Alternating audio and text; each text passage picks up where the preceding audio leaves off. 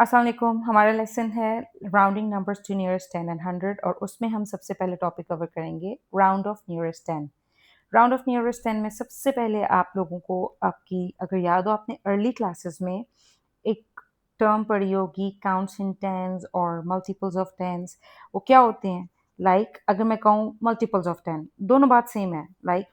To one 10 1 times 10 10 2 times 20 3 times 30। और अगर मैं काउंट्स इन टेंस बोलूँ तो ये इसमें क्या हो रहा होता है? 10 ऐड ऑन होता है। ये टर्म्स आपको सारी पता है, ये आप ऑलरेडी पढ़ चुके हैं। आप सब मुझे बताओ काउंट्स इन टेंस क्या आ रहे हैं आगे? 30 40 50 60 70 80 90 100। एंड आई होप ये सब आपको आता होगा, ये सारे नंबर्स आपको इसी तरह आते होंगे। अब ये याद करने के लिए क्यों कह रही हूँ?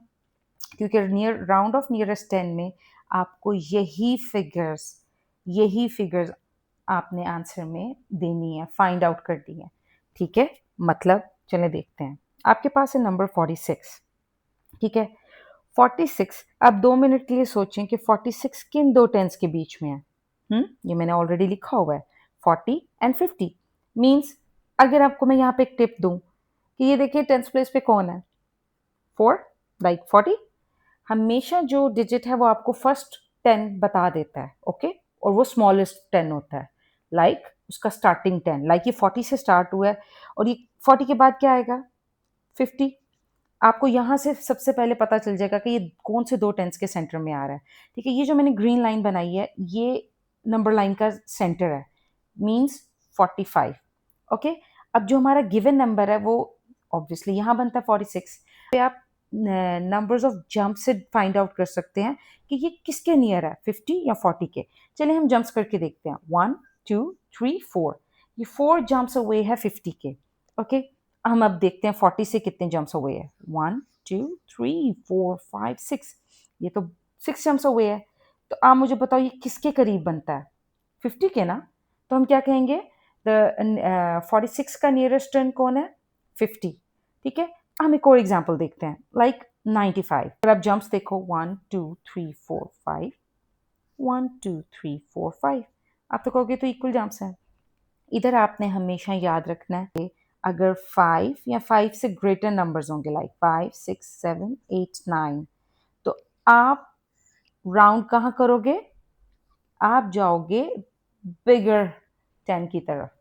ओके, क्या करना है? 5 6 7 8 9 वंस प्लेस पे अगर होगा तो आप बड़े वाला जो लार्जर 10 है आप उसकी तरफ जाएंगे।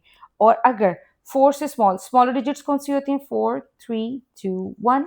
और अगर ये डिजिट्स हैं, लेट्स सपोज अगर मैं इधर नंबर चेंज कर दूं और इधर मैं कह दूं 93, तो आपको ये याद रखना है 93 यहाँ पे इधर है, या मैं इधर 94 कह देती हूँ, इधर 94 था। तो यानी इनमें से कोई भी नंबर है तो आप स्मॉलर 10 की तरफ जाओगे। ओके, चले हम एक और लेते हैं।